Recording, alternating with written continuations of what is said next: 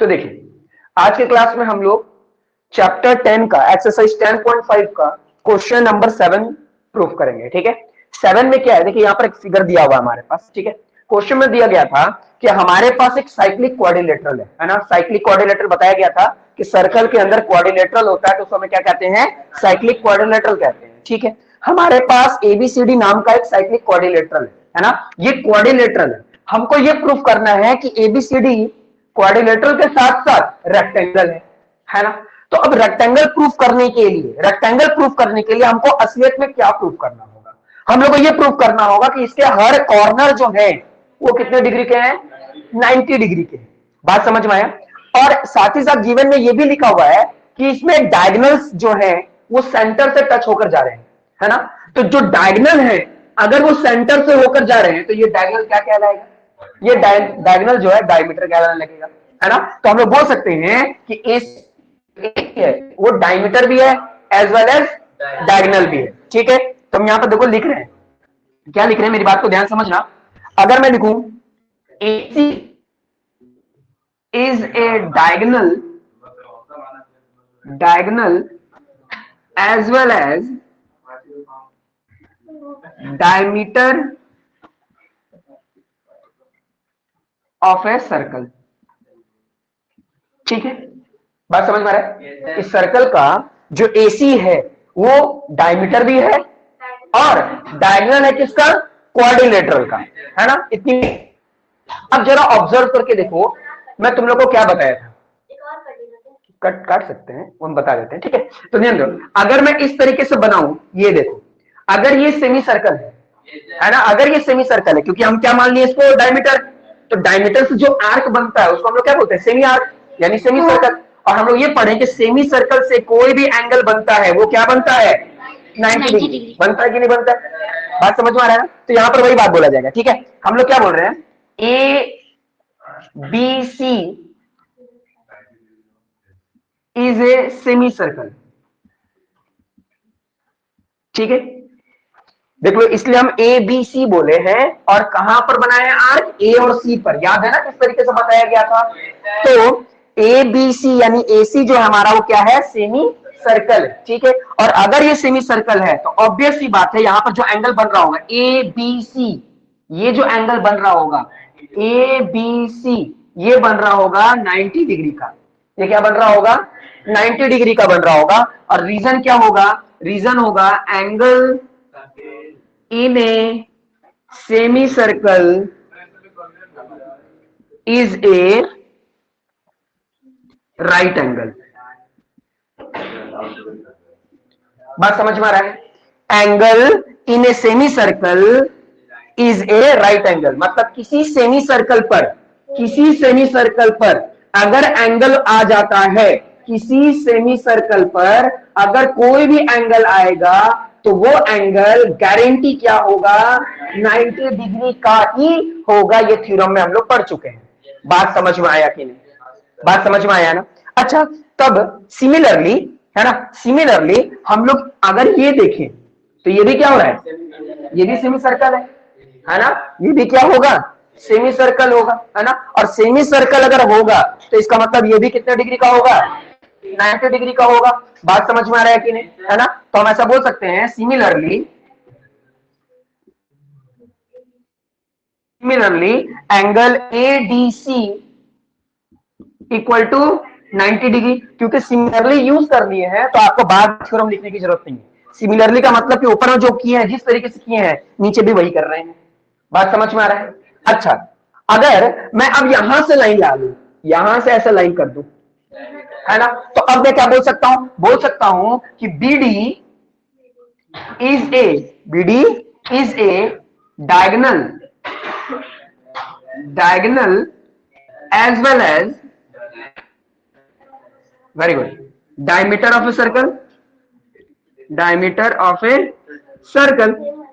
तो अगर ये सर्कल होगा तो इस बार इसे हटा दो, ये भी हटा दो, तो इसका मतलब क्या है, अब ये हमको सेमी सर्कल दिखने लगा कि नहीं दिखने लगा, है ना। ये हमें सेमी सर्कल दिखने लगा। या फिर ये भी हम लोग बोल सकते हैं, तो हम लोग बोल सकते हैं कि DAB यानी DAB, लेकिन आर्क देखो कैसे बनेगा, ऐसा, है ना, D से लेकर A के बीच में। तो DAB is a semi circle, समझ में आया? जब वो सेमी सर्कल है तो एंगल कौन सा? DAB, DAB कितना हो जाएगा? 90 डिग्री का होगा। और रीजन क्या होगा? हाँ, angle in a semi circle is a right angle. समझ में आ रहा है? और जब ये 90 डिग्री का होगा तो ऑटोमेटिक ये भी 90 डिग्री का होगा, होगा ना? सिमिलरली कर देते हैं, है ना? Similarly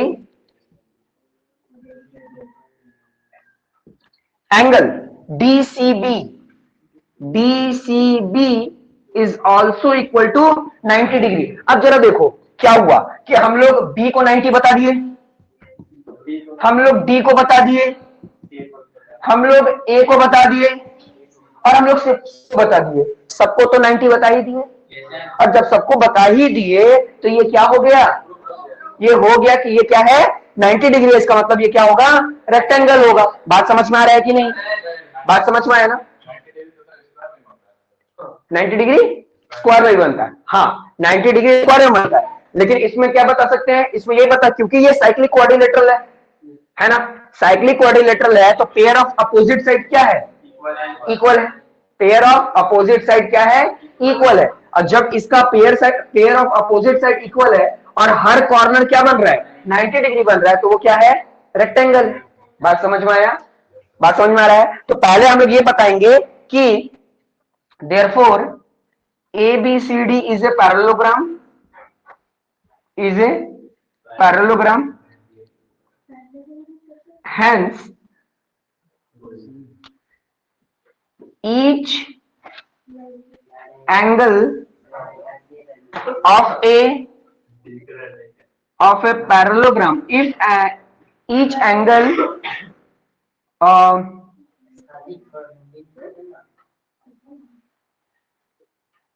each angle of a quadrilateral having right angle, then it is a rectangle. ये लिख, समझ में आया? इसको जरा समझने की कोशिश करो। क्या डाउट हो रहा है तुरंत पूछो। देखो पैरेललोग्राम क्यों लिखे? क्योंकि पैरेललोग्राम में जो अपोजिट एंगल होता है, अपोजिट एंगल होता है उसका सम कितना होता है? 180 के बराबर होता है ना? और जो अपोजिट एंगल होता है वो इक्वल भी होता है। पैरेललोग्राम का मतलब क्या होता है? पैरेललोग्राम का मतलब होता है कि एंगल क्या होगा? इक्वल होगा। जरा मेरे को बताओ, क्या एंगल डी और एंगल बी, एंगल डी और एंगल बी, एंगल बी, क्या ये दोनों बराबर नहीं है? है ना? क्या ये दोनों अपोजिट नहीं है? तो जब अपोजिट एंगल इक्वल हो जाए तो उस क्वाड्रिलेटरल को हम लोग पैरेललोग्राम भी कह सकते हैं। बात समझ में आ रहा है? देखो पैरेललोग्राम में और साइक्लिक में क्या अंतर है, इस बात को ध्यान देना। पैरेललोग्राम ये बोलता है कि अपोजिट एंगल क्या होंगे? सेम। अपोजिट एंगल क्या होंगे? सेम होंगे। और साइक्लिक बोलता है कि अपोजिट एंगल का जोड़ 180 के बराबर होगा। तो ये तो पैरेललोग्राम भी है और साइक्लिक भी है, क्योंकि देखो अपोजिट एंगल जो है वो इक्वल भी है, ये भी 90 ये भी 90। तो जैसे 90-90 हो गया तो इसका मतलब ये क्या हो गया? पैरेललोग्राम हो गया। बात समझ में? और जब ये पैरेललोग्राम हो गया तो पैरेललोग्राम की जितनी भी प्रॉपर्टी होती है, पैरेललोग्राम की प्रॉपर्टी क्या होती है कि जो पेयर ऑफ अपोजिट साइड होता है वो इक्वल होता है। अब जैसे जीसान अभी बोला कि सर ये तो स्क्वायर भी हो सकता था, एकदम सही बात है, क्योंकि रेक्टेंगल में भी 90 डिग्री आता है और स्क्वायर में भी 90 डिग्री आता है। लेकिन दोनों में अंतर क्या होता है? ध्यान देना, मैं यहां बताता हूं कि स्क्वायर जो होता है, ये देना, स्क्वायर का चारों साइड इक्वल होता है, चारों साइड इक्वल होता है। लेकिन रेक्टेंगल में क्या होता है? रेक्टेंगल में अपोजिट साइड्स इक्वल होते हैं। इसलिए हम लोगों ने पहले इसको पैरेललोग्राम बताया कि ये पहले क्या है? पैरेललोग्राम। क्यों पैरेललोग्राम है? क्योंकि इसका अपोजिट साइड क्या है? इक्वल है। ठीक है, यहां पर लिख सकते हो because opposite angle are equal. ये पूरा स्टेटमेंट लिखना पड़ेगा, बिना स्टेटमेंट के काम नहीं चलने वाला। तो देखिए क्वेश्चन नंबर 8 सॉल्व कर रहे हैं। क्वेश्चन नंबर 8 में देखिए इस तरीके का फिगर बनेगा, ये हमारा फिगर है, ठीक है, क्वेश्चन नंबर 8 में। और गिवन में हमें क्या दिया गया है, गिवन में हमें दिया गया है कि ये ट्रापेजियम का जो नॉन पैरेलल साइड है, ये ट्रापेजियम का जो नॉन पैरेलल साइड है, ये लोग आपस में इक्वल है ना, ये लोग आपस में इक्वल है, ऐसा गिवन में दिया हुआ है। गिवन में दिया हुआ है कि जो नॉन पैरेलल साइड्स है वो आपस में इक्वल है।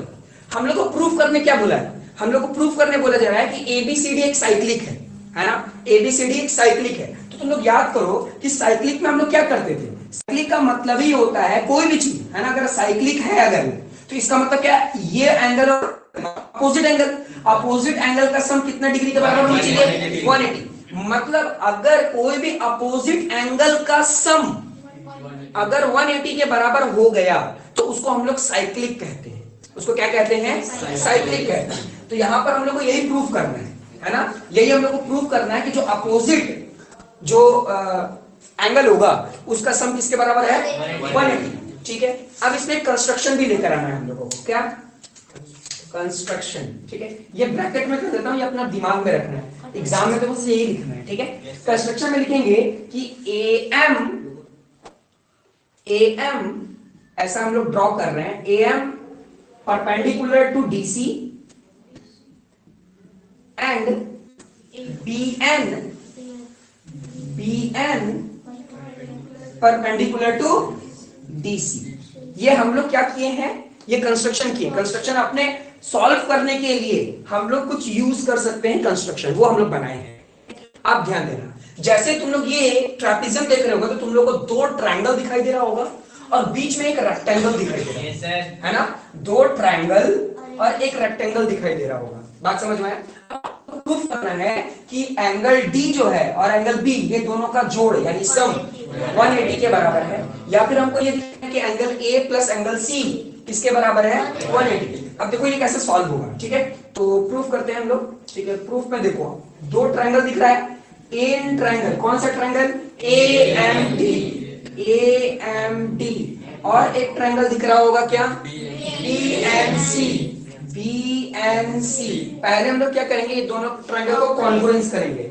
ठीक है, कॉन्ग्रुएंस कैसे करेंगे, सबको पता है कि इस ट्रायंगल में AD और इस ट्रायंगल में BC, ये दोनों बराबर है, रीजन इवन। बोलो ये बात समझ में आ रहा है? अच्छा, दूसरी बात, क्या मैं ऐसा बोल सकता हूं कि angle AMD equal to angle BNC each 90 degree, दोनों ही 90 डिग्री है, कंस्ट्रक्शन से लेकर आया था, कंस्ट्रक्शन से बोल दिया कि ये भी 90 है और ये भी 90 है। ठीक है, अच्छा, तीसरी बात क्या बोल रहा हूं कि AM जो है, AM और वो किसके बराबर होगा, BN के, है ना। रीजन क्या होगा, रीजन होगा distance between the parallel side are equal, है ना। अब देखो मैं तुम लोग को समझाता हूं ये बोलना क्या चाह रहा है।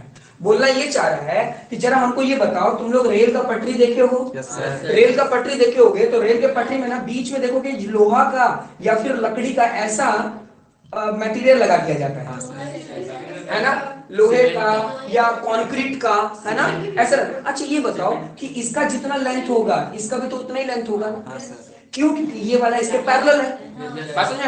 अगर ये इसके पैरेलल है तो ये जितना होगा ये भी उतना ही होगा, क्योंकि दोनों पैरेलल है। अब बोलोगे सर पैरेलल कैसे आपको पता चला, पैरेलल ऐसे पता चला क्योंकि ये ट्रापेजियम है, क्योंकि ABCD क्या है, ABCD इज ए ट्रापेजियम, ये तो बुक में ही दिया हुआ है। बात समझ में आया? और जब ट्रापेजियम है इसका मतलब एक साइड तो इसका पैरेलल होगा ही होगा। बात समझ में आया? तो जो पैरेलल साइड होते हैं, है ना, उनके बीच की जो दूरी होती है, इन दोनों दूरी को बोलते हैं distance between the parallel side, distance between the parallel sides are equal. जितना भी लाइन खींच दो वो सब आपस में कितने होंगे, इक्वल ही होंगे। बोलो बात समझ में आया? बात समझ में आ गया ना? अच्छा, तो इसका मतलब ये हुआ कि ये दोनों का दोनों ट्रायंगल क्या हो गया, दोनों का दोनों ट्रायंगल हो गया कॉन्ग्रुएंट, है ना, दोनों ही ट्रायंगल हो गया कॉन्ग्रुएंट। तो देखो कैसे लिखेंगे, triangle AMD congruent to triangle BNC। और रीजन क्या होगा? रीजन क्या होगा ध्यान से बताओ। वेरी गुड, सही होगा क्योंकि 90 डिग्री अपोजिट हाइपोटेनस यूज किए हैं और एक साइड यूज किए हैं। ये RHS सही होगा। कुछ बच्चा जो सोच रहा होगा कि इसको हम लोग साइड एंगल साइड से कर लेंगे, ऐसा नहीं हो सकता। समझ में आया? हाँ, तो ये होगा किससे? RHS से। ईमानदारी से बताओ तुम लोग को समझ में आ रहा है? सबको समझ में आ रहा है? हाँ सर। सद्दाम हाँ, कॉन्ग्रुएंसी हम बोले थे ना चैप्टर 7 देखो। तो जब दो ट्रायंगल हो जाता है कॉन्ग्रुएंस, जब दो ट्रायंगल हो जाता है कॉन्ग्रुएंस, तो बचा हुआ जितना भी साइड है और जितना भी एंगल है वो सब क्या हो जाता है? CPT। तो अच्छा हम ऐसा बोल सकते हैं एंगल D, ध्यान देना, हम ऐसा बोल सकते हैं एंगल D यानी ये एंगल है ना बराबर होगा एंगल C के, है ना, एंगल C के। और रीजन क्या लिखेंगे हम? CPCT। बात समझ में आ गया? सर DM और NC साइड है ना? हाँ वो भी, लेकिन साइड की जरूरत नहीं पड़ेगी। देखो कैसे हम बताते हैं, ठीक है। अब हम लोग जानते हैं, हम लोग क्या जानते हैं कि we know that ABCD is a trapezium. ये क्या है? ट्रेपेजियम है। और हम लोग जानते हैं कि ट्रेपेजियम का एक साइड क्या होता है? पैरेलल होता है, ठीक है। तो हम लोग ऐसा बोल सकते हैं ना कि AB पैरेलल टू CD या DC and AC is the transversal। AC is the transversal। Sir AC है अच्छा AD। कुछ लोगों को सॉरी AD क्या है? ट्रांसवर्सल। तो मैं पहले बता दूं ट्रांसवर्सल क्या होता है। देखो एक बात याद रखना कि अगर ये और ये पैरेलल साइड है, अगर इस दोनों पैरेलल साइड को कोई छूता हुआ लाइन जाता है तो उसको हम लोग क्या कहते हैं? ट्रांसवर्सल कहते हैं। तो हम लोग क्या बोले कि AB और DCD, AB और CD ये दोनों क्या है? पैरेलल है। ये दोनों क्या है? पैरेलल है। और ये जो लाइन है ना AD, ये AB को भी छू रहा है और ये AD जो है ना वो DC को भी छू रहा है, इसलिए ये लाइन क्या हो गया? ट्रांसवर्सल। तो AM भी ट्रांसवर्सल हो सकता है, दोनों हो सकता है, लेकिन मेरी मर्जी थी, हम लोगों ने क्या ले लिया? हम लोगों ने AD लिया। तो इसका मतलब क्या होता है? अगर ये ट्रांसवर्सल हो गया तो इसका मतलब कि ये वाला एंगल और ये वाला एंगल, ये दोनों ही एंगल का जोड़ यानी सम कितना होगा? 180। तो ये एंगल क्या है? A और ये एंगल क्या है? D। तो हम लोग ऐसा बोल सकते हैं कि angle A plus angle D जो है वो किसके बराबर होगा? 180। इसका रीजन दो लिख सकते हो, या तो को इंटीरियर लिख सकते हो या तो लिख सकते हो angle in a same side of a transversal are supplementary. आप इतना बड़ा भी लिख सकते हो या छोटा भी लिख सकते हो। क्या? को इंटीरियर, हम जानते हैं तुम लोग यही लिखो, को इंटीरियर एंगल। बात समझ में आया? अब जरा सोच करके देखो, क्या सोचने वाली बात है कि D जो है वो C के बराबर है।